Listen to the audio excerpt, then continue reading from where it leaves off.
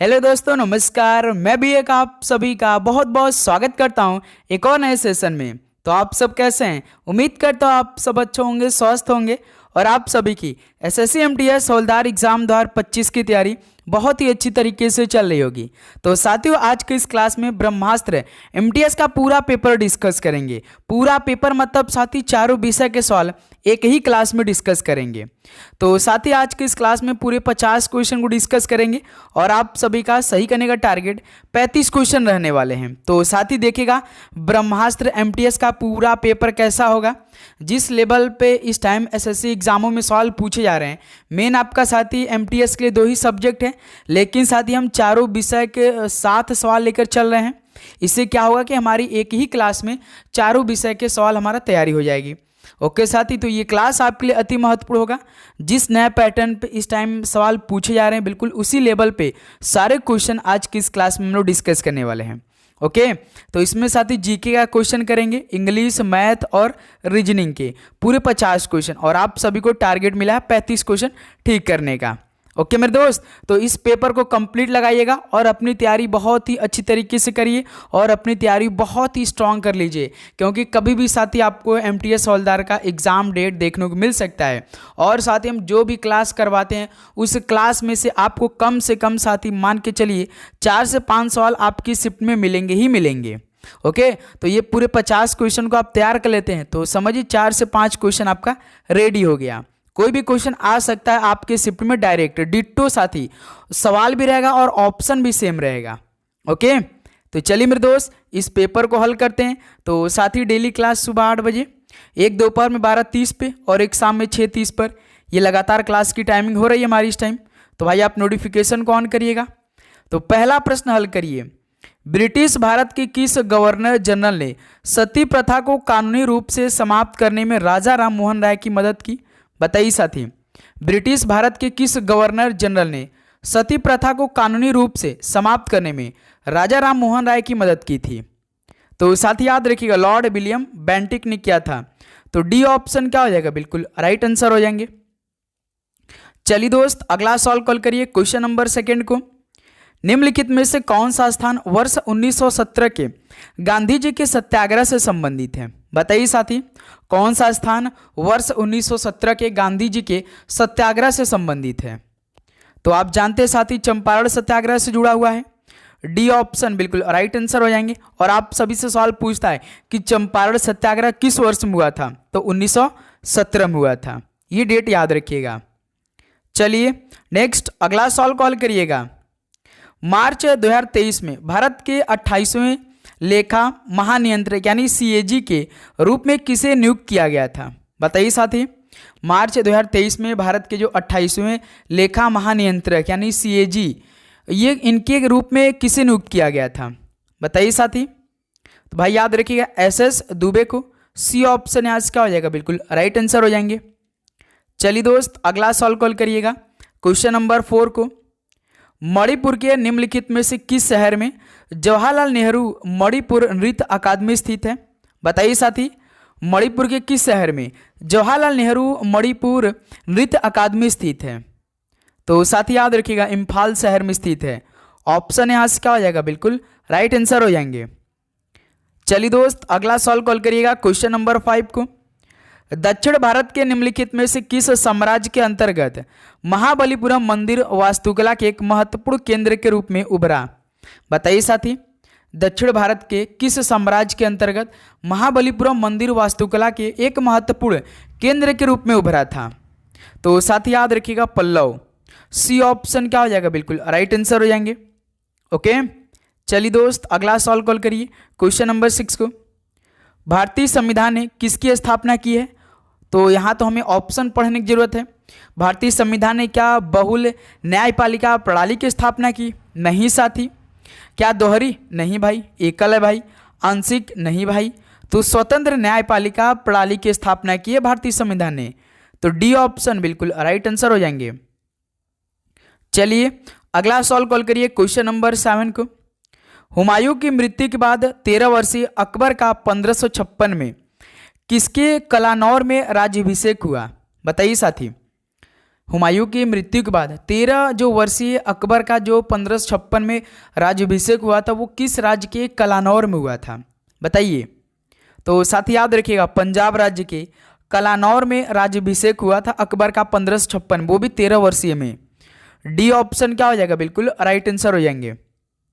चलिए नेक्स्ट अगला सवाल कॉल करिएगा क्वेश्चन नंबर 8 को। किस सरकार ने वर्ष 2022 में पंडित अनिंदो चटर्जी नामक प्रतिष्ठित तालवादक को बंग विभूषण पुरस्कार से सम्मानित किया, बताइए साथी।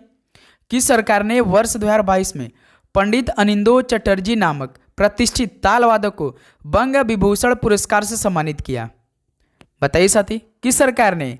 तो साथी याद रखिए पश्चिम बंगाल सरकार ने किया था। बी ऑप्शन यहाँ से बिल्कुल राइट आंसर हो जाएंगे। चलिए नेक्स्ट अगला सवाल कॉल करिए क्वेश्चन नंबर 9 को। किन जीवों को एबीज के रूप में वर्गीकृत किया गया है, बताइए साथी। इनमें से किन जीवों को एबीज के रूप में वर्गीकृत किया गया है। तो साथी याद रखिएगा पक्षी को किया गया है। बी ऑप्शन यहाँ से बिल्कुल परफेक्ट आंसर हो जाएंगे। चलिए भाई अगला सवाल कॉल करिए क्वेश्चन नंबर 10 को। निम्नलिखित में से कौन सा त्यौहार गुरु नानक देव की जयंती के रूप में मनाया जाता है, बताइए साथी। कौन सा त्यौहार गुरु नानक देव की जयंती के रूप में मनाया जाता है। तो साथी याद रखिएगा गुरु पर्व यानी गुरुपूरब मनाया जाता है, जो कि साथी गुरु नानक देव की जयंती के रूप में मनाया जाता है। ऑप्शन यहाँ से बिल्कुल राइट आंसर हो जाएंगे। ओके चलिए अगला सवाल कॉल करिए क्वेश्चन नंबर 11 को। किस स्थान की जलवायु निम्नलिखित में से किसके द्वारा प्रभावित नहीं होती है, बताइए साथी। किसी स्थान की जलवायु किसके द्वारा प्रभावित नहीं होती है। तो भाई याद रखिएगा मिट्टी के प्रकार। ऑप्शन यहाँ से क्या हो जाएगा आपका, बिल्कुल राइट आंसर हो जाएंगे। चलिए दोस्त अगला सवाल कॉल करिए क्वेश्चन नंबर 12 को। निम्नलिखित में से किस राज्य सरकार द्वारा तानसेन संगीत समारोह आयोजित किया जाता है, बताइए साथी। किस राज्य सरकार द्वारा तानसेन संगीत समारोह आयोजित किया जाता है। तो भाई याद रखिएगा मध्य प्रदेश सरकार द्वारा। बी ऑप्शन यहाँ से क्या हो जाएगा, बिल्कुल परफेक्ट आंसर हो जाएंगे। ओके चलिए नेक्स्ट अगला सवाल कॉल करिए क्वेश्चन नंबर 13 को। पहली एशियाई कबड्डी चैंपियनशिप कब आयोजित की गई थी। तो साथी जो पहली एशियाई कबड्डी चैंपियनशिप थी ये कब आयोजित की गई थी। तो मेरे दोस्त याद रखिएगा 1980 में की गई थी। बी ऑप्शन यहाँ से क्या हो जाएगा, बिल्कुल परफेक्ट आंसर हो जाएंगे। चलिए अगला सवाल कॉल करिए क्वेश्चन नंबर 14 को। निम्नलिखित में से किस खेल में एक खिलाड़ी को विकेट कीपर के नाम से जाना जाता है, बताइए भाई। किस खेल में एक खिलाड़ी को विकेट कीपर के नाम से जाना जाता है। तो भाई ये तो सभी को मालूम है क्रिकेट में एक विकेट कीपर होता है। तो ऑप्शन यहाँ से आपका क्रिकेट खेल बिल्कुल परफेक्ट आंसर हो जाएंगे। चलिए दोस्त अगला सवाल कॉल करिए क्वेश्चन नंबर 15 को। भारत के निम्नलिखित स्वतंत्रता सेनानियों में से कौन द इंडियन स्ट्रगल पुस्तक के लेखक है, बताइए साथी। भारत के स्वतंत्रता सेनानियों में से कौन द इंडियन स्ट्रगल पुस्तक के लेखक हैं। तो भाई याद रखिएगा सुभाष चंद्र बोस जी हैं। द इंडियन स्ट्रगल पुस्तक के लेखक कौन है, सुभाष चंद्र बोस जी हैं। ऑप्शन यहाँ से आपका बिल्कुल राइट आंसर हो जाएंगे। तो साथ ही आप चैनल पे नए तो सब्सक्राइब करके मेन आपका नोटिफिकेशन को ऑन करना है, क्योंकि इस टाइम आप जानते हैं सुबह 8 बजे, दोपहर 12:30 पे और शाम 6:30 पर लगातार क्लास प्रोवाइड करें। तो भाई आपके पास नोटिफिकेशन पहुंचना बहुत जरूरी है। तो भाई आप नोटिफिकेशन को ऑन करिएगा। देखिए भारतीय संविधान के निम्नलिखित में से किस अनुच्छेद में मौलिक कर्तव्य शामिल है, बताइए। भारतीय संविधान के किस अनुच्छेद में मौलिक कर्तव्य शामिल हैं। तो अनुच्छेद 51A में शामिल है मौलिक कर्तव्य। ऑप्शन भी यहाँ से क्या हो जाएगा, बिल्कुल राइट आंसर हो जाएंगे। ओके चलिए अगला सवाल कॉल करिए क्वेश्चन नंबर 17 को। सीएसओ ने किस वर्ष में सकल वर्धित मूल्य यानी ग्रॉस वैल्यू एडेड की अवधारणा को अपनाया, बताइए साथी। सीएसओ ने किस वर्ष में सकल वर्धित मूल्य की अवधारणा को अपना लिया था। तो साथी याद रखिए 1 जनवरी 2015 को। ऑप्शन यहाँ से आपका बिल्कुल परफेक्ट आंसर हो जाएंगे। 1 जनवरी 2015 को तो नीति आयोग की स्थापना हुई थी।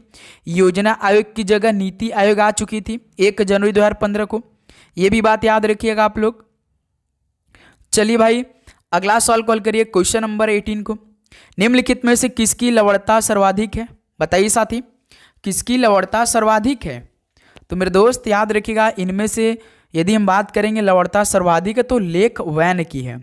किसके साथी, लेक वैन के। डी ऑप्शन मेरे दोस्त बिल्कुल राइट आंसर हो जाएंगे। चलिए अगला सवाल कॉल करिए क्वेश्चन नंबर 19 को। निम्नलिखित में से कौन भारत और पाकिस्तान के बीच सीमा पर नदी है? बताइए साथी, भारत और पाकिस्तान के बीच सीमा पर नदी कौन सी है? तो भाई याद रखिएगा रावी नदी है। डी ऑप्शन यहाँ से क्या हो जाएगा? बिल्कुल राइट आंसर हो जाएंगे। ओके, चलिए अगला सवाल कॉल करिएगा क्वेश्चन नंबर 20 को। निम्न में से कौन सा विकल्प ठंडे खून वाले जंतुओं के वर्ग से संबंधित है? बताइए साथी, इनमें से कौन सा विकल्प ठंडे खून वाले जंतुओं के वर्ग से संबंधित है?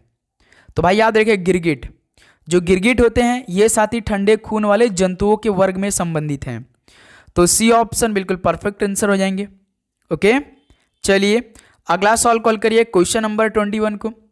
उस्ताद बिलायत अली खान ये किसके उस्ताद है भाई? बताइए, उस्ताद बिलायत अली खान ये किसके उस्ताद हैं? तो मेरे दोस्त याद रखिएगा ये सितार के उस्ताद है। डी ऑप्शन यहां से बिल्कुल परफेक्ट आंसर हो जाएंगे। नेक्स्ट अगला सवाल कॉल करिए क्वेश्चन नंबर 22 को। रेडियम, बेरियम और स्ट्रोंशियम जैसी क्षारीय मृदा धातुएं किस समूह से संबंधित हैं? बताइए साथी, रेडियम, बेरियम और स्ट्रोंशियम जैसी क्षारीय मृदा धातु ये किस समूह से संबंधित है? तो मेरे दोस्त याद रखिएगा समूह 2A से संबंधित है। बी ऑप्शन यहां से आपका बिल्कुल राइट आंसर हो जाएंगे। ओके, चलिए दोस्त अगला सवाल कॉल करिए क्वेश्चन नंबर 23 को। 7वीं शताब्दी ईस्वी में इस्लाम नामक एक नया धर्म का जन्म कहां पर हुआ? बताइए साथी, 7वीं शताब्दी ईस्वी में इस्लाम नामक एक नया धर्म का जन्म हुआ था, वो भी कहां पर हुआ था? बताइए। तो साथी आपका अरब यानी अरेबिया में हुआ था। डी ऑप्शन बिल्कुल परफेक्ट आंसर हो जाएंगे। चलिए दोस्त अगला सवाल कॉल करिए क्वेश्चन नंबर 24 को। भारत के संविधान का कौन सा अनुच्छेद राष्ट्रपति को सर्वोच्च न्यायालय के न्यायाधीश नियुक्ति करने की शक्ति प्रदान करता है? बताइए, भारत के संविधान का कौन सा अनुच्छेद राष्ट्रपति को सर्वोच्च न्यायालय के न्यायाधीश नियुक्ति करने की शक्ति प्रदान करता है? तो भाई याद रखिए अनुच्छेद 124 सेकंड में इस अनुच्छेद के तहत साथी राष्ट्रपति को सर्वोच्च न्यायालय के जो न्यायाधीश होते हैं इनकी नियुक्ति करने की शक्ति होती है। ओके, तो आप जानते हैं भाई जो सर्वोच्च न्यायालय होते हैं उनके न्यायाधीश होते हैं, तो उनकी नियुक्ति कौन करता है? तो देश के राष्ट्रपति करते हैं, जो कि अनुच्छेद 124 सेकंड के तहत करते हैं। ऑप्शन यहाँ से क्या हो जाएगा? बिल्कुल राइट आंसर हो जाएंगे। चलिए दोस्त 25 नंबर कॉल करिए। तो अंतर्राष्ट्रीय ओलंपिक समिति का गठन किस वर्ष में किया गया था? बताइए साथी, अंतर्राष्ट्रीय ओलंपिक समिति का गठन किस वर्ष में किया गया था? तो साथी याद रखिएगा 1894 में किया गया था। बी ऑप्शन यहां से बिल्कुल राइट आंसर हो जाएंगे। ओके, चलिए नेक्स्ट अगला सवाल कॉल करिए क्वेश्चन नंबर 26 को। हरेला त्यौहार हरियाली, शांति, समृद्धि और पर्यावरण संरक्षण का एक त्यौहार है जो निम्नलिखित में से किस राज्य में मुख्य रूप से मनाया जाता है? बताइए साथी, हरेला त्यौहार हरियाली, शांति, समृद्धि और पर्यावरण संरक्षण का एक त्यौहार है, यह किस राज्य में मुख्य रूप से मनाया जाता है? तो साथी याद रखिएगा उत्तराखंड में। डी ऑप्शन यहां से क्या हो जाएगा? बिल्कुल राइट आंसर हो जाएंगे। चलिए नेक्स्ट अगला सवाल कॉल करिए क्वेश्चन नंबर 27 को। राज राजा और महाराजा की उपाधि वाले गौतमी पुत्र सातकर्णी निम्नलिखित में से किस राजवंश से संबंधित थे? बताइए, राज राजा और महाराजा की उपाधि वाले जो गौतमी पुत्र थे सातकर्णी ये किस राजवंश से संबंधित थे? तो साथ याद रखिए ये सातवाहन वंश से संबंधित थे। बी ऑप्शन यहां से बिल्कुल राइट आंसर हो जाएंगे। ओके, चलिए दोस्त अगला सवाल कॉल करिए क्वेश्चन नंबर 28 को। भारत की कौन सी भौतिक विशेषता मध्य एशिया से आने वाली ठंडी हवाओं को भारतीय उपमहाद्वीप में प्रवेश करने से रोकती है? बताइए साथी। भाई जैसे आपके पेपर में सवाल बनते हैं ना मेरे दोस्त, बिल्कुल सेम उसी टाइप के हम क्वेश्चन लगातार आपको करवा रहे हैं। इसलिए हम आपसे कहते हैं कि डेली क्लास आप मिस मत करिए, डेली क्लास आप अटेंड करिए। ठीक है मेरे दोस्त, बताइए भारत की कौन सी भौतिक विशेषता जो कि मध्य एशिया से आने वाली ठंडी हवाओं को भारतीय उपमहाद्वीप में इंटर करने से रोकती है? तो सर जी हिमालय। सी ऑप्शन यहाँ से बिल्कुल परफेक्ट आंसर हो जाएंगे। चलिए अगला सवाल कॉल करिए क्वेश्चन नंबर 29 को।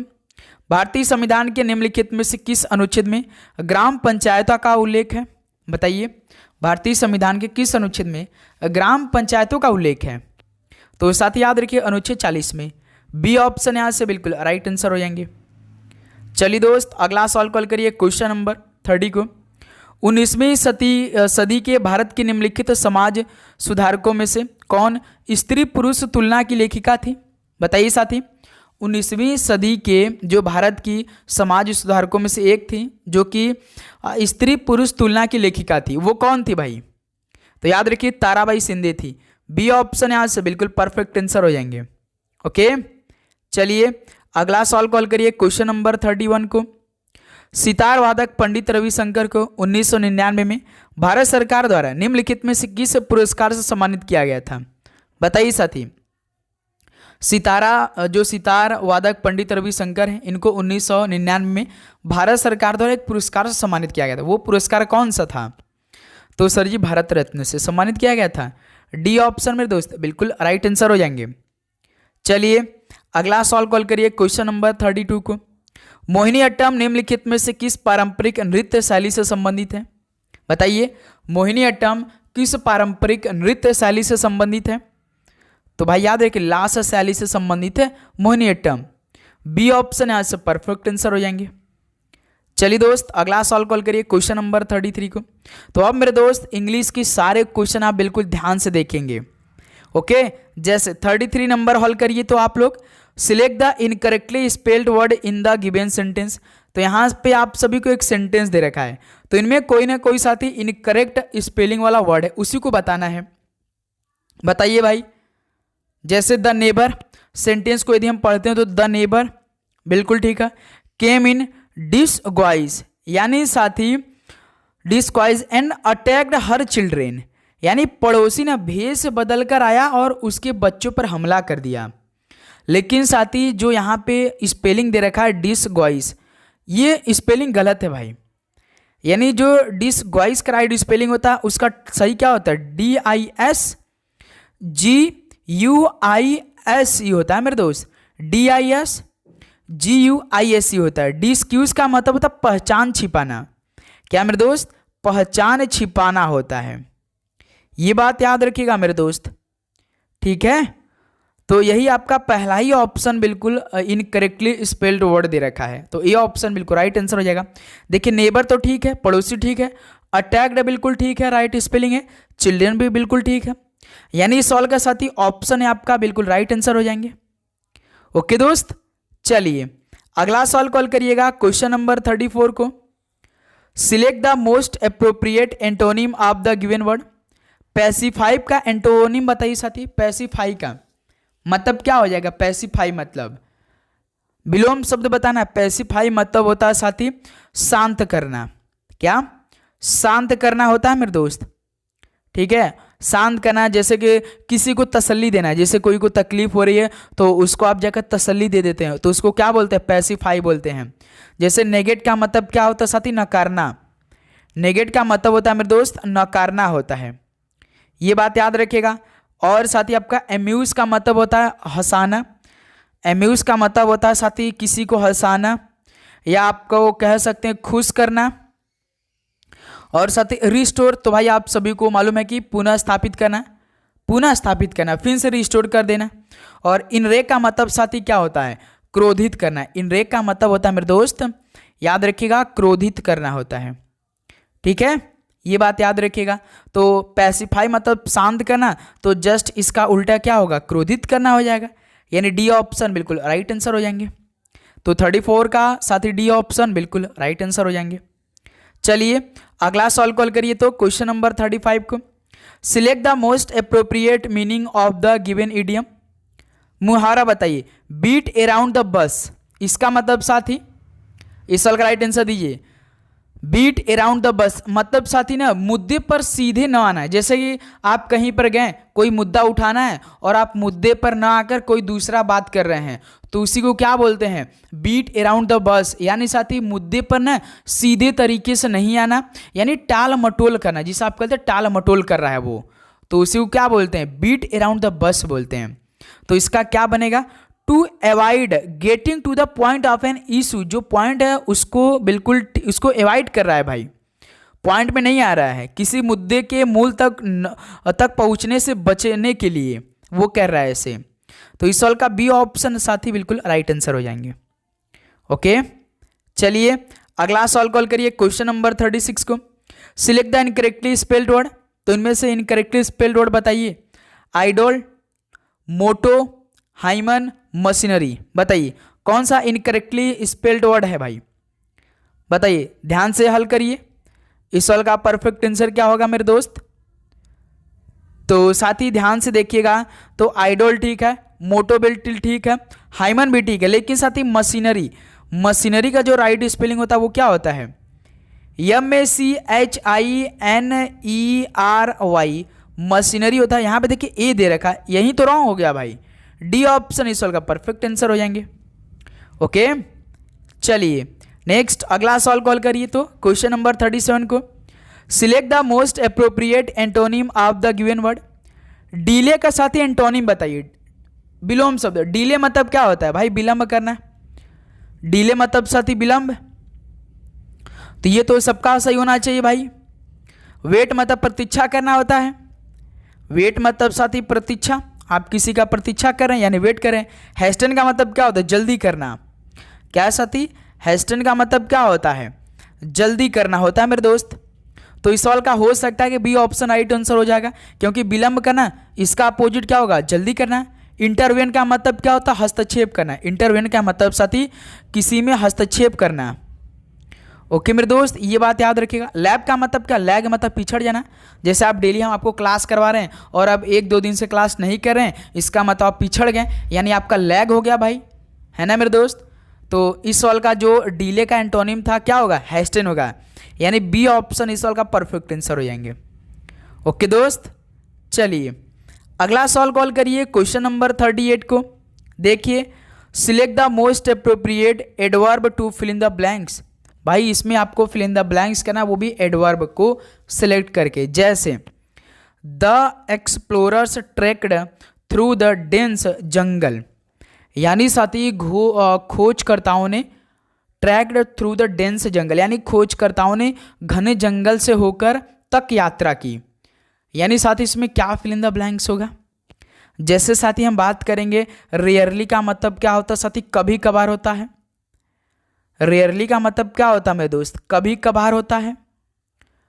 और बिफोर मतलब साथी क्या होता है? पहले होता है। और ब्रेवली मतलब साथी बहादुर, यानी साथी यहाँ पे जो साहस से पैदल, जो यहाँ पे ट्रैक्ड है, यहाँ पे साहस से पैदल करना हो रहा है, तो इसके साथ मेरे दोस्त जो एडवर्ब चाहिए ना, वो ब्रेवली होना चाहिए। यानी the explorer tracked bravely through the dense jungle, यानी साथी खोजकर्ताओं ने घने जंगल से होकर बहुत ही बहादुरी से यात्रा की मेरे दोस्त। ओके, याद रखिए। एवर मतलब साथी क्या होता है? कभी भी। एवर मतलब क्या होता है मेरे दोस्त? कभी भी होता है। तो इस सवाल का साथी सी ऑप्शन परफेक्ट आंसर हो जाएंगे। ओके, याद रखिएगा, सी ऑप्शन बिल्कुल राइट आंसर हो जाएंगे। चलिए दोस्त अगला सवाल कॉल करिए क्वेश्चन नंबर 39 को। देखिए, select the option that will improve the underline part of the given sentence. चलिए साथी इस सवाल का परफेक्ट आंसर दीजिए, क्या बनेगा बिल्कुल राइट आंसर? इंप्रूव आपको करना है। जैसे सवाल क्या दिया है? The moment James saw Regina he fell head on to his heels in love with her, यानी साथी जिस क्षण जेम्स ने रेजिना को देखा वह उसके प्यार में पागल हो गया। जिस क्षण जेम्स ने रेजिना को देखा, बिल्कुल उसी क्षण से उसके प्यार में पागल हो गया। तो यहाँ पे साथी एक तो मुहावरा हमें दिखाई दे रहा है भाई, जैसे fell head on to his heels in love with her, यानी साथी यहाँ पे क्या आपका ठीक बैठेगा? तो साथी यहाँ पे हेड्स ओवर हिल, ये ठीक हो जा रहा है, क्योंकि साथी देखिए जो हेड ओवर हिल है ना, ये एक प्रकार का फेमस इंग्लिश इडियम है भाई। यह एक प्रसिद्ध अंग्रेजी मुहावरा है जिसका अर्थ होता है भाई ना, पूरी तरह से गहरे प्यार में पड़ जाना। पूरी तरह से गहरे प्यार में पड़ जाना, इसका मतलब साथी fell head on to his heels in love का मतलब क्या होगा? हेड ओवर हिल होगा। तो इस सवाल का मेरे दोस्त डी ऑप्शन बिल्कुल परफेक्ट आंसर हो जाएंगे। ओके, ये बात याद रखिएगा आप लोग, ठीक है। चलिए अगला सवाल कॉल करिए क्वेश्चन नंबर 40 को। क्या दे रखा है? Identify the segment that contains grammatical error. चलिए साथी, इसमें कौन सा ग्रामेटिकल एरर है बताइए, तुरंत बताइए। जैसे most probably he come to office next Tuesday, यानी संभवतः वह अगले मंगलवार को कार्यालय आएगा। बताइए साथी। भाई यहाँ पे देखिए ही दे रखा है, यानी ही का मतलब क्या हो जाता है साथी, वो किसी तीसरे व्यक्ति की बात कर रहा है, यानी यहाँ पे साथी सिंगुलर है भाई, सिंगुलर है मेरे दोस्त, एक वचन है, तो इसलिए क्रिया के साथ यस लगाना बहुत जरूरी है। इसमें क्रिया कौन है मेरे दोस्त, कम है, यानी ही कम्स हो जाएगा मेरे दोस्त। तो यही क्या है आपका इनकरेक्ट है। आपका राइट सेंटेंस क्या बनेगा, he comes to office next Tuesday, ये आपका बिल्कुल ठीक है सेंटेंस बनेगा, he comes to office next Tuesday. Okay, तो ये आपका ग्रामेटिकल एरर ऑप्शन ए है, ही कम नहीं होगा, ही कम्स होगा।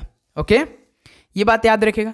यहाँ पे ही क्या है भाई, तीसरे व्यक्ति यानी एक वचन है, तो इसलिए भाई क्रिया के साथ हमेशा यस का प्रयोग होगा, हमेशा लगना जरूरी है। तो भाई ही कम्स यस होगा, ऑप्शन ए परफेक्ट आंसर हो जाएंगे। किसी प्रकार का दिक्कत? चलिए नेक्स्ट अगला सॉल्व कॉल करिए दोस्त, क्वेश्चन नंबर 41 को। Select the option that will improve the underline part of the given sentence. देखिए, the bishop sadly declared that the poor gentleman who was dead was cuter of the community, यानी साथी the bishop sadly declared, यानी bishop ने दुखी होकर कहा, the poor gentleman जो गरीब सज्जन, हु वाज जो सज्जन आदमी था जो मर गया, वह समुदाय यानी he was cuter of the community, यानी वह समुदाय के शांत व्यक्ति थे। यानी बिशप ने बहुत दुखी मन से होकर कहा कि जो गरीब सज्जन मर गया वह समुदाय के शांत व्यक्ति था। हु वाज डेड, यानी साथी वह जो सज्जन मर गया था वह समुदाय का शांत व्यक्ति था। यानी हमसे केवल साथी इंप्रूव किसका बोला, क्यूटर का।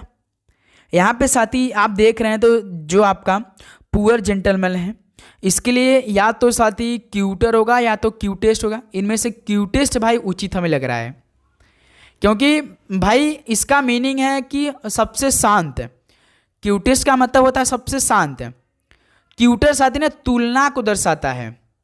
जो क्यूटर है भाई ना, यहाँ पे जो QUIETR इसका तुलना दर्शाता है, लेकिन वाक्य में साथी ना सुपरलेटिव फॉर्म हमें चाहिए। क्या मेरे दोस्त, वाक्य में सुपरलेटिव फॉर्म चाहिए। तो यहाँ पे साथी क्यूटर की जगह याद रखिए साथी द क्यूटेस्ट होगा, क्योंकि द क्यूटेस्ट का मतलब होता है साथी ने, इसका मीनिंग होता है सबसे शांत। तो इसका मीनिंग यही हुआ ना कि बिशप ने दुखी होकर कहा कि जो व्यक्ति, जो गरीब सज्जन व्यक्ति मर गया था वह समुदाय के शांत व्यक्ति था। तो क्यूटर मतलब सबसे शांत व्यक्ति था, इसका मतलब है ना मेरे दोस्त। तो इस सवाल का परफेक्ट आंसर बी होगा, क्यूटर की जगह द क्यूटेस्ट होगा मेरे दोस्त। तो बी ऑप्शन परफेक्ट आंसर हो जाएंगे। इसमें भाई याद रखिएगा क्यूटर का तुलना हमें दर्शाना नहीं है, इसमें हमें सुपरलेटिव फॉर्म लगाना है। ओके, याद रखिएगा। चलिए दोस्त अगला सॉल्व कॉल करिए, क्वेश्चन नंबर 42 को। देखिए, कॉफी और चाय की कीमतों का अनुपात 5:7 है और एक परिवार द्वारा खपत की गई इनकी मात्राओं का अनुपात 7:9 है। कॉफी और चाय पर होने वाली व्यय का अनुपात ज्ञात करिए। चलिए साथी राइट आंसर दीजिए, बताइए भाई इस सवाल का राइट आंसर। कॉफी का व्यय निकालिए, चाय का व्यय निकाल लीजिए, राइट आंसर निकल के आ जाएगा। व्यय बराबर होता क्या, पहले ये बताइए। कॉफी और चाय पर होने वाली व्यय का अनुपात क्या होगा भाई? पहले साथी व्यय बराबर होता क्या, कोई बता सकता है क्या? व्यय बराबर क्या होता है सर जी? व्यय बराबर होता कीमत, जो कीमत होता है और जो हम खपत की मात्रा करते हैं, है ना साथी। व्यय बराबर क्या होता है भाई? कीमत इंटू खपत होता है। बताइए साथी खर्चा बराबर क्या होता है? कीमत इंटू खपत, जो हम खपत करते हैं।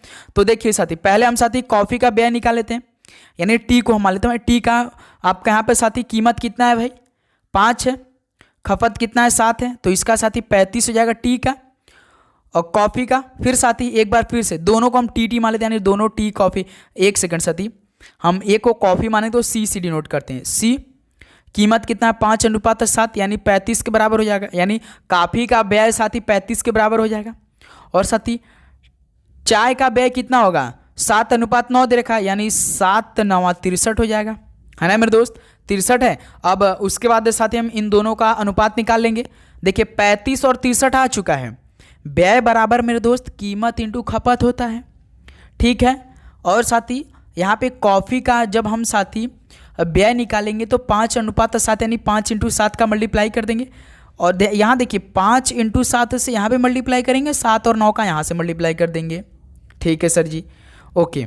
फिर साथी जब हम लोग यहाँ पे कॉफ़ी का व्यय निकालेंगे अनुपात, और साथी चाय का यानी टी का व्यय निकालेंगे। तो कॉफ़ी का हमने कितना निकाला था साथी? 35 निकाला था।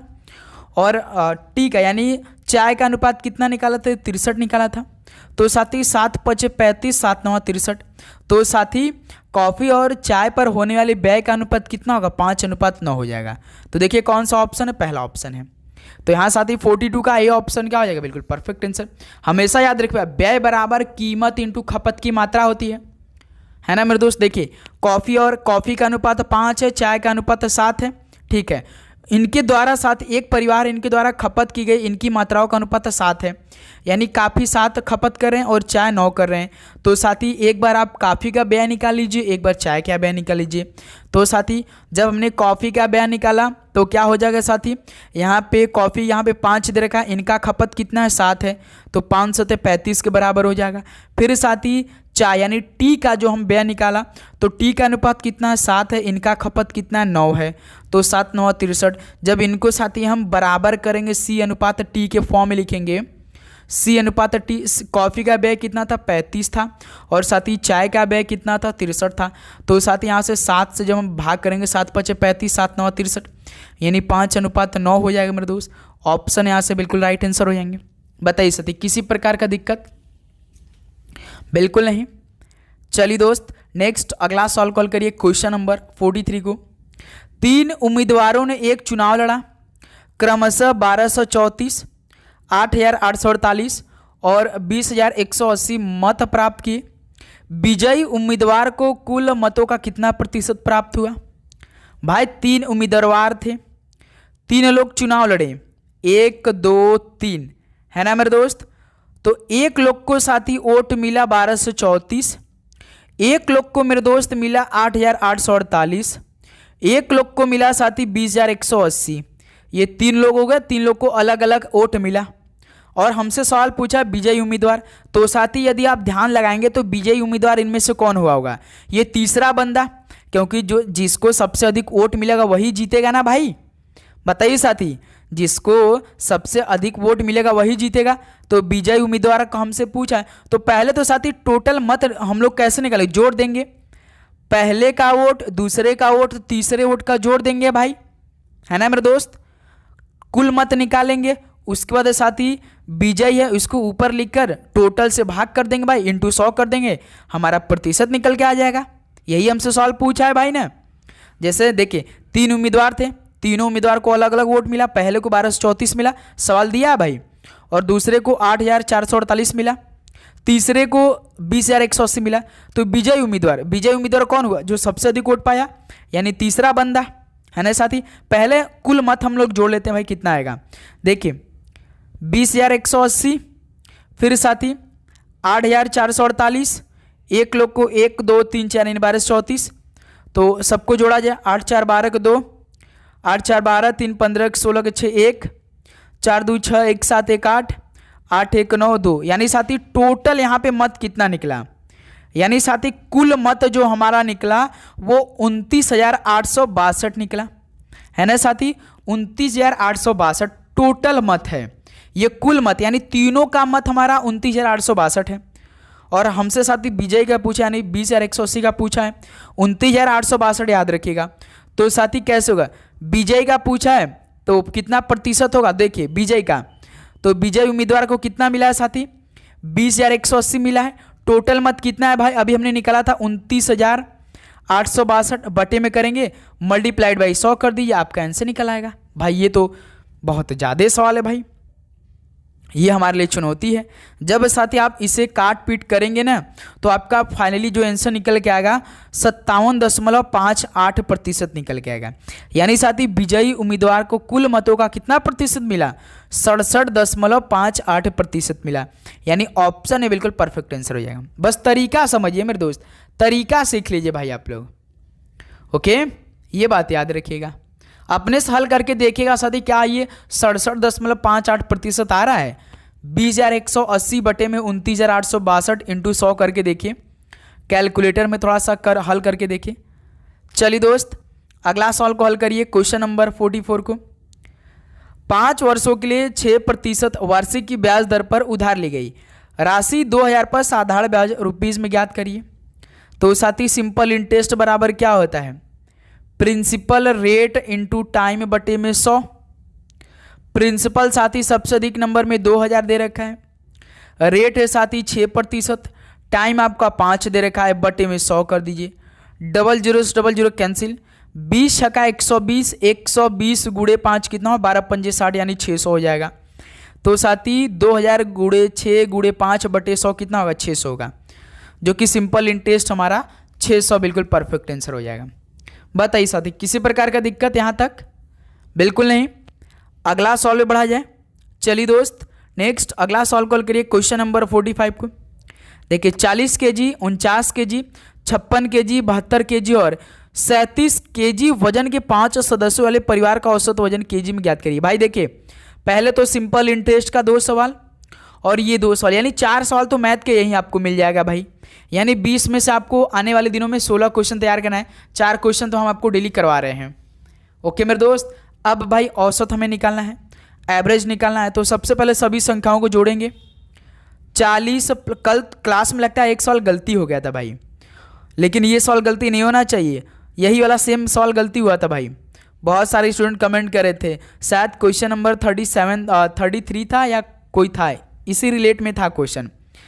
बटे में कितना संख्या, 5 से भाग कर जोड़ा जाए भाई। देखिए 7 2 9, 9 6 15, 15 9 साथी आपका 15 5 20 24, 24 के 4 2, फिर देखिए 3 7 3 10, 10 5 15, 15 4 19, 19 4 23 और 23 2 कैरी था, 23 2 25 यानी 254 बटे में 5 है ना मेरे दोस्त। तो यहाँ साथी हमारा आंसर कितना निकल के आ सकता है भाई, 50 25, 50 25, एक जीरो बढ़ा देंगे तो यहाँ पे जीरो आ जाएगा, 40 पॉइंट लगा देंगे, 5 और 40 यानी साथी 50.8 आएगा, जो कि साथी डी ऑप्शन। 45 का मेरे दोस्त डी ऑप्शन क्या हो जाएगा, बिल्कुल परफेक्ट आंसर हो जाएंगे। बताइए साथी, किसी प्रकार का दिक्कत यहाँ तक किसी भी स्टूडेंट को? बिल्कुल नहीं। चलिए भाई, आपको किसी भी प्रश्न पे डाउट हो तो भाई कमेंट बॉक्स में अपना डाउट छोड़ दीजिए, क्योंकि साथी हर एक स्टूडेंट का हम कमेंट चेक करते हैं। ठीक है, देखिए साथी सवाल क्या दे रखा है मेरे दोस्त, ध्यान से पहले आप लोग सवाल को पढ़िए एकदम अच्छी तरीके से। कथन दे रखा, सभी तोते क्या वो चील हैं, यानी जो सभी तोते हैं, जो सभी तोते हैं, यानी हम तोते को टी से डिनोट कर रहे हैं, जो सभी तोते हैं ना वो चील हैं।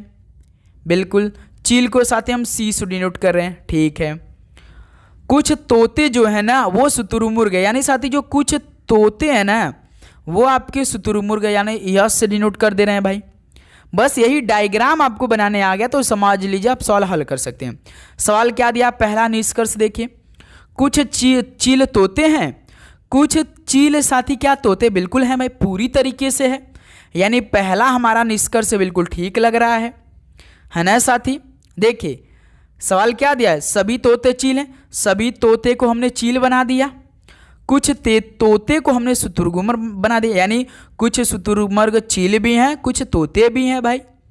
देखिए सवाल क्या निष्कर्ष हमसे पूछा, कुछ चील तोते हैं, कुछ चील क्या तोते हैं भाई, पूरी तरीके से हैं। कुछ चील क्या शुतुरमुर्ग है, कुछ चील क्या साथी शुतुरमुर्ग है भाई। देखिए ये तो है ना, कुछ चील तो शुतुरमुर्ग है ना भाई, यानी साथी इसमें तो दोनों निष्कर्ष ठीक लग रहा है भाई, यानी निष्कर्ष 1 और निष्कर्ष 2 दोनों अनुसरण कर रहे हैं, यानी पहला देखिए बिल्कुल ठीक लग रहा है भाई, निष्कर्ष 1 और निष्कर्ष 2 दोनों अनुसरण करते हैं, यानी साथी 46 का पहला ऑप्शन आपका बिल्कुल ठीक आंसर होगा, है ना मेरे दोस्त। बताइए किसी प्रकार का दिक्कत इस सवाल को हल करने में आप सभी को? बिल्कुल नहीं। चलिए दोस्त, नेक्स्ट अगला सवाल कॉल करिए, क्वेश्चन नंबर 47 को। देखिए दी गई श्रृंखला में प्रश्न चिन्ह के स्थान पर क्या आएगा, 115, 117, 123, 125, 131। हम साथी तीनों अंकों को नहीं उठाएंगे, केवल 2 अंकों को उठाएंगे, इकाई और दहाई को उठाएंगे। 15, 17, 23, 25, यहाँ पे 31 है, यहाँ पे क्वेश्चन मार्क है। चलिए साथी हल करिए, ये सवाल आप हल करेंगे, ये सवाल हमारे सभी स्टूडेंट हल करेंगे। चलिए मेरे दोस्त, 15 से 17 प्लस 2 कर दिया है, 23 से 25 प्लस 2 किया है, 31 से प्लस 2 कर दिए यानी 33 कर दीजिए भाई। यानी हमारा आंसर लास्ट में 33 देखिए किस ऑप्शन में, बी ऑप्शन में। यानी साथी 131 के बाद क्या हमारा आएगा आंसर, 133 आएगा, जो कि साथी बी ऑप्शन बिल्कुल परफेक्ट आंसर हो जाएंगे। बताइए साथी किसी प्रकार का दिक्कत यहाँ तक आप सभी को, किसी प्रकार का? ये तो काफी इजी सवाल है भाई। चलिए दोस्त नेक्स्ट अगला सवाल कॉल करिए, क्वेश्चन नंबर 48 को। एक निश्चित कूट भाषा में स्पाइक को 8 2 4 6 7 लिखा जाता है और लाइक्स को 4 7 2 9 8 लिखा जाता है। उसी कूट भाषा में पी को कैसे लिखा जाएगा? बताइए साथी, हमने कितनी बार सॉल्व करा दिया, ये सॉल्व गलती नहीं होना चाहिए। तो साथी स्पाइक है, SPIKE स्पाइक है, इनमें 5 अक्षर है तो 5 अलग अलग नंबर कोड दिया गया है, 8 2 4 6 7। और एक आपका लाइक्स है, LIKES, लाइक्स में कितने अक्षर हैं भाई, 5 अक्षर है तो 5 अलग नंबर कोड दे रखा है, 4 7 2 9 8। तो सिंगल साथी पी पूछ दिया है, तो पी जब हमसे साथी सिंगल पूछा है तो हम क्या करेंगे, हम तुरंत कॉमन चेक करेंगे। देखिए साथी स्पाइक में पी है लेकिन लाइक्स में पी नहीं है, यानी हमारा पहला मेथड नहीं यूज होगा इसमें। यदि साथी हमें कॉमन मिल जाता पी तो हम तुरंत इस कोड में कोई नंबर देख लेते कॉमन, वही हमारा आंसर हो जाता। लेकिन साथी इस बार हम दूसरा मेथड इस्तेमाल करेंगे। दूसरा मेथड क्या इस्तेमाल होता है, एलिमिनेशन मेथड। एलिमिनेशन मेथड में जिसमें पी होगा उसी में हमारा आंसर होगा। यानी स्पाइक में देखिए पी है, इस बाइक में पी है तो हमारा आंसर साथी इसी 8 2 4 6 7 में आंसर होगा। तो इसमें एलिमिनेशन मेथड लगाएंगे। एलिमिनेशन मेथड किस में लगता है, नंबरों को हम लोग साथी ने एलिमिनेट करेंगे कॉमन चेक करके। जैसे देखिए इसमें 8 है स्पाइक में, तो लाइक्स में भी 8 है, तो ये 8 आंसर नहीं होगा।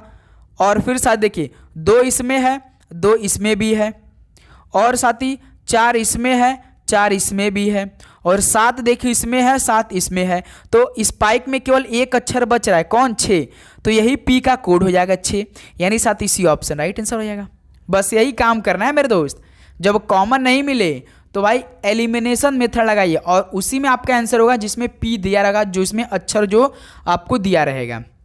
ओके मेरे दोस्त, चलिए अगला सवाल कॉल करिए इसी बात पर, क्वेश्चन नंबर 49 को। किसी निश्चित कूट भाषा में इंच को 9 6 3 1 के रूप में कूटबद्ध किया जाता है और थीन को 32 69 के रूप में कूटबद्ध किया जाता है। तो थीन में साथी टी के लिए कूट क्या होगा, ये सवाल आपके लिए होमवर्क रहेगा। अभी तो हमने इस तरह का एक सवाल किया भाई, तो आप सभी केवल सिंगल टी का कोड बताना है। चलिए कमेंट करके बताइए, क्या 3 होगा, 2 होगा, 9 होगा या 6 होगा, कमेंट करके बताइए। जो इस सवाल का राइट आंसर दे देगा तो हमारे तरफ से उसको एक गिफ्ट, लेकिन राइट आंसर होना चाहिए। चलिए साथी कमेंट करके बताइए क्या आंसर होगा, टी का कोड क्या होगा। इंच इसमें है, थीन इसमें है, जिसमें टी होगा उसी में आपका आंसर होगा। एलिमिनेशन मेथड लगाएंगे। चलिए कमेंट करके बताइए। चलिए दोस्त, तो आज की इस ब्रह्मास्त्र पेपर का लास्ट क्वेश्चन आपके बीच, यदि प्लस और माइनस को आपस में बदल दिया जाए तथा गुणा और भाग को भी आपस में बदल दिया जाए तो निम्नलिखित समीकरण में प्रश्नवाचक के स्थान पर क्या आएगा। चलिए साथी इस सवाल का राइट आंसर फटाफट करिए। तो सर जी यहाँ पे देखिए समीकरण दे रखा है भाई आपको, और सवाल में कुछ कंडीशन भी करना है। प्लस माइनस को आपस में बदलना है, गुणा और भाग को आपस में बदलना है। तो साथी देखिए समीकरण को ध्यान से देखिएगा, 5 है, 5 है तो के बाद प्लस है, प्लस को माइनस में 3 हो जाएगा, 3 के बाद देखिए माइनस है तो प्लस में बदलिए। 10 है, 10 के बाद देखिए साथी गुणा है तो गुणा को किस में, भाग में बदल दीजिए। 2 है, 2 के बाद देखिए भाग है तो भाग को गुणा में बदल दीजिए, 2 हो जाएगा। अब इसमें बॉर्डर में स्क्रीन लगा दिया जाए। देखिए 5 - 3 प्लस 2 का भाग साथी 10 में देंगे, 5 आएगा, मल्टीप्लाइड बाई 2 है। फिर देखिए 5 - 3 प्लस 5 दूना 10 हो जाएगा, ये प्लस 10 ये प्लस 5 कितना हो जाएगा, 15 हो जाएगा। और यहाँ पे -3 है तो 15 में से 3 को कम कर दीजिए, 12 आंसर हो जाएगा, जो कि सी ऑप्शन। तो साथी ये भी क्वेश्चन कंप्लीट हो गया। बताइए किसी प्रकार का आप सभी को दिक्कत, बताइए साथी फटाफट बताइए मेरे दोस्त, किसी प्रकार का आपको दिक्कत हो तो कमेंट बॉक्स में बताइए। तो साथी फाइनली 60 क्वेश्चन कंप्लीट हो चुका। अब बताइए साथी, आप सभी का इन 60 क्वेश्चन में से कितना स्कोर रहा, ईमानदारी के साथ बताइए। तो साथी उम्मीद करूंगा आपको हर एक क्वेश्चन बहुत ही अच्छी तरीके से समझ में आया होगा और आपने पूरे इन 50 क्वेश्चन को काफ़ी अच्छी तरीके से तैयार किया होगा। सारे विषय के सवाल आप अच्छी तरीके से तैयार कर होंगे। तो साथी कुछ मुझसे भी मिस्टेक हो जाती है, तो उसके लिए मेरे दोस्त सॉरी। हमने आपसे कहा था एक दिन में आपको कम से कम 3 क्लास प्रोवाइड करेंगे, जो कि साथी हम करेंगे, बस आपको मेहनत करने की आवश्यकता है। ओके मेरे दोस्त, किसी भी प्रकार का आपको डाउट होते तो कमेंट बॉक्स में बताइए। आपका साथी एग्जाम डेट अभी नहीं आया है, आपको जल्द ही एग्जाम डेट देखने को मिल सकता है। एडमिट कार्ड साथी आपका डाउनलोड होगा एग्जाम से 4 दिन पहले, तो इसलिए केवल पढ़ाई फोकस करिए। आप एग्जाम डेट को लेकर मत भागिए या एडमिट कार्ड को लेकर, जब आपका आएगा सब कुछ आपको मालूम हो जाएगा। पहला आपका सिद्धांत है पढ़ाई करना है, पढ़ाई से ही तो सब कुछ आपका होगा। ओके मेरे दोस्तों, पढ़ाई करिए भाई। आज का जो दोपहर 12:30 बजे क्लास होगी वो बहुत ही दमदार क्लास होगी, तो साथी वो आप लोग क्लास अटेंड करेंगे। नोटिफिकेशन को ऑन करिए, नोटिफिकेशन को ऑन करेंगे तो तुरंत आपके पास क्लास पहुंचेगी। ठीक है मेरे दोस्त, तो चलिए इस क्लास को यहीं पर समाप्त करते हैं। मिलते साथी दोपहर 12:30 पे एक नए क्लास के साथ। सभी को जय हिंद, जय भारत। पढ़ाई करते रहिए। All the very best. धन्यवाद।